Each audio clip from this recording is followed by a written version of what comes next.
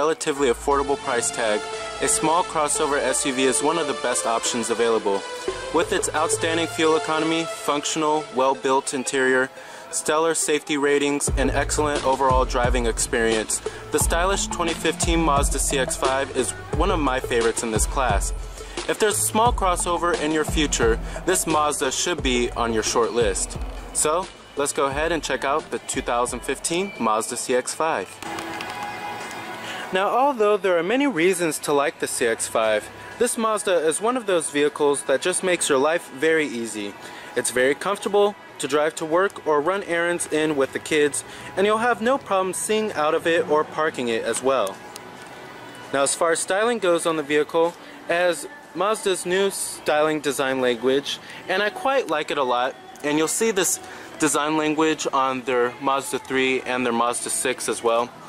But it's one of the best looking cars in the class. Now, our CX-5 we have here is the Grand Touring trim, and it's pretty loaded. But here's the key fob design for the vehicle. Now, I do have a complaint with this key fob design. While I do like how it looks decently premium, it's just quite long, I have to say, as far as the length goes of it.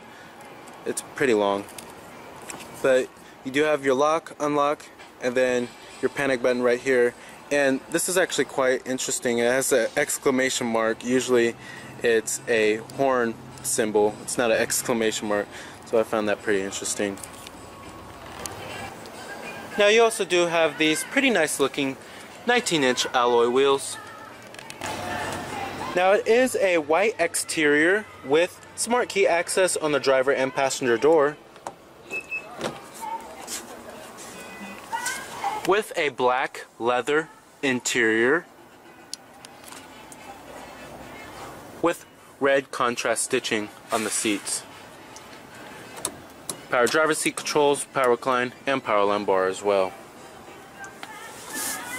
Now, stepping on into the CX-5, it's pretty on par with the rest of the competition here. It has a pretty low step-in height, which is one of the benefits of getting a small crossover SUV, of course.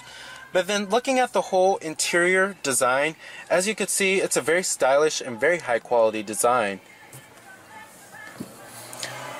Now, you do have push button ignition, of course. Just put your foot on the brake, hit the button to start.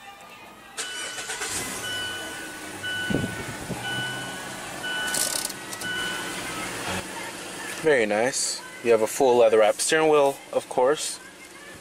Coming to your transmission, you have a 6-speed automatic here. Pretty standard stuff with manual shiftability. However, don't expect paddle shifters, which is becoming very increasingly common in cars today. Putting the vehicle into reverse displays your rear view camera with guidance lines. And then your e-brake is located right here, which is very high quality. It has nice stitching on the e-brake. And let's go ahead and turn the lights. You do have your fog lights too, and the hazards. Automatic driver's side window only on the CX-5. And let's go ahead and pop the hood and check out the engine bay. Heated exterior mirrors with LED turn signals integrated onto the mirrors.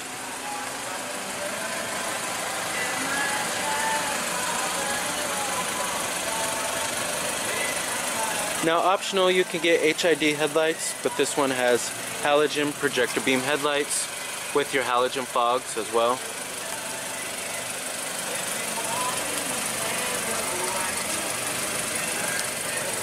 As you can see, a very stylish front end.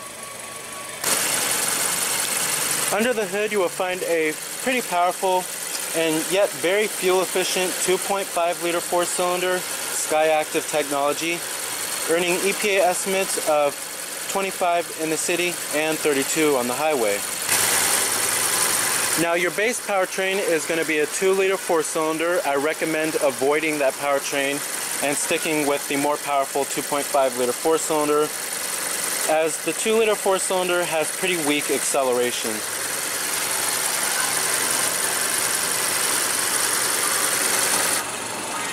Now, pricing of the CX-5 starts at $21,545 for the Sport model. And then you have the Touring trim, which starts at $24,965. And then the Grand Touring, like how we have here, which starts at $27,970. Now, competitors of the CX-5 range from the Toyota RAV4, Ford Escape, Nissan Rogue, the Honda CR-V. It's a very competitive class. Coming to the rear, you also have a pretty stylish rear end with the taillights swooping in. You also do have dual exhaust tips, a rear window wiper, and a rear window defroster as well. And a rear spoiler at the top.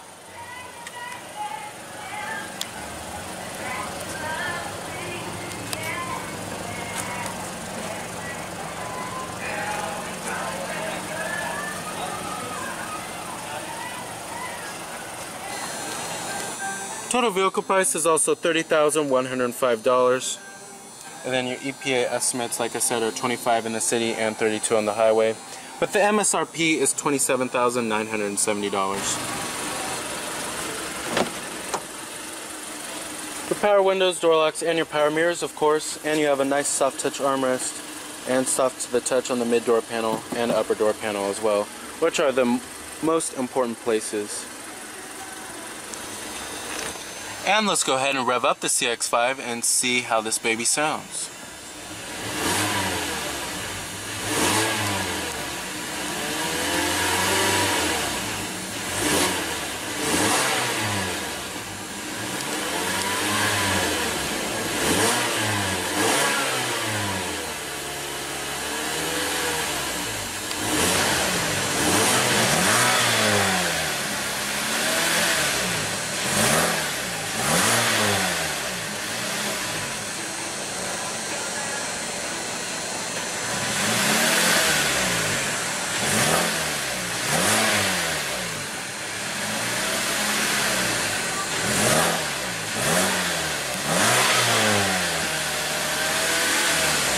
Very nice.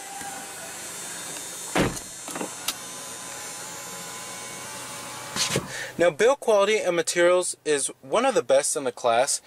Materials are exquisite throughout the entire cabin. Like I said, all of this is soft to the touch. And then the dashboard is also in a nice padded material. Something you couldn't really say about Mazdas in the past. Build quality is also pretty superb too. And I don't find too many gaps around the panels or anything like that, which is pretty nice. So overall, the build quality and the materials are excellent. Now, as far as the center stack controls go, you don't really need a degree to figure this out. It's pretty easy to figure out. You have dual zone automatic climate control. The buttons are nice and clear and easy to read, very well labeled. Your fan speeds, and then your temperatures are right here. Your front window defroster and your rear window defroster. And you could change your different zones as well. And then you have heated seats down here. A little storage cubby right there. And down there you will find a 12-volt power outlet. Down here you will find your cup holders, of course. And right here you will find your center console with a USB port, auxiliary input, and another power outlet. However, the armrest is probably one of the only few places. The center console armrest is actually pretty hard, I have to say. It's not really that padded. Coming up here, you have a manual dimming rearview mirror, of course. And then you have your sunroof with your sunroof controls.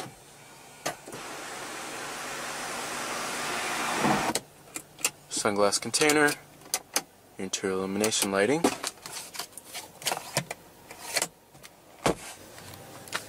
Now, coming to the steering wheel design here, I particularly love the steering wheel design for the most part, except for I'm not really a huge fan of the buttons. The font of them is just a little crummy. I'm not just a big fan of it. They just look a little cheap. But that is a very minor complaint. Overall, I love the steering wheel design.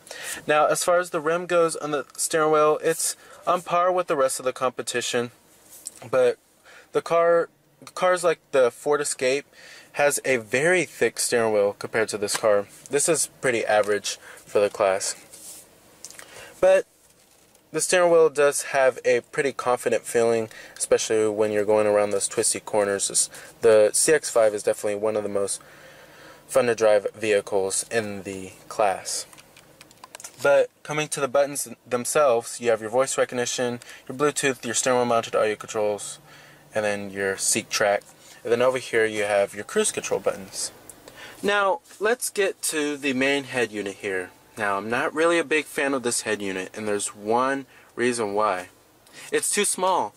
The responsiveness of the touchscreen is decent, but it's just that the screen is too small, and the buttons, when you're trying to touch on something, they're just all crammed in. And it just needs to be a little bit bigger, maybe fit it all the way to at least right here. But you do have your AM, FM, CD player, HD radio on this bad boy as well. Your optical disc drive is right here. Bluetooth, your Pandora, and then your USB, and then your auxiliary input for your different media options on this car. You have your satellite radio. Here's all your setup, like the brightness of the screen. And then you also do have a navigation system as well. And then here's your phone. And the phone function is only available if you have a phone connection, of course.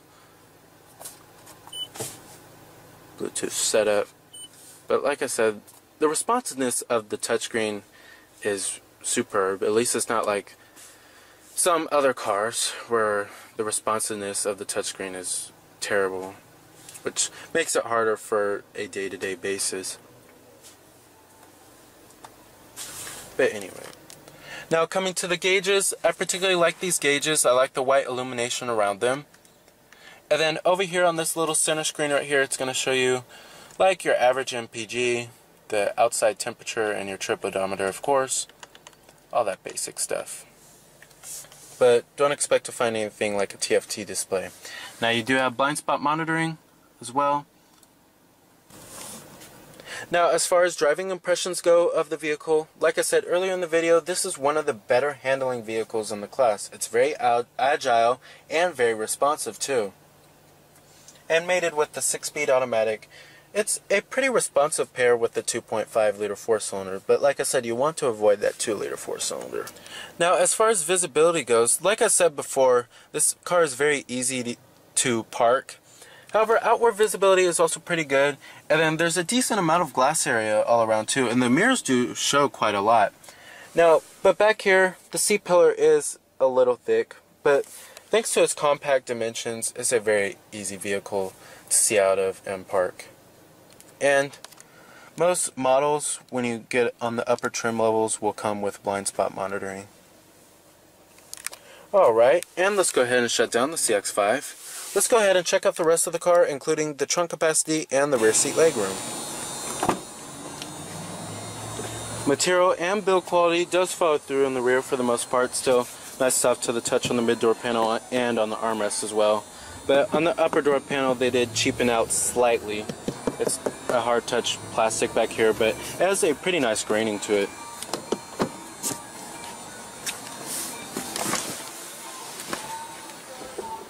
Now sitting back here, the rear seats don't recline. Some other cars in this class, the rear seats recline. But however, I do have a decent amount of room. I have the driving position to where I would be. I'm about 5'11", and I have a little bit of room to spare. It's not as roomy as, say, a Honda CR-V, but it's much, much better than the Ford Escape I just tested out the other day. Now coming right here, you have your cup holders with your armrest, of course. The seats are also very comfortable, just like the front ones. A decent amount of thigh support and a decent amount of side bolstering too for some rear seats. Now, the Ford Escape I tested out the other day. This is much better back here. I'm much more comfortable back here compared to the Ford Escape. And I have a decent amount of room as well. The only complaint I have about back here is that the rear seats don't recline. But a lot of vehicles in this class, the rear seats don't recline. Alrighty. And you do have dual map pockets too. Now the rear seats do fold down to maximize cargo room by pulling these little levers on the side right here. You do have a cargo cover as well. Trunk capacity is pretty on par with the rest of the competition.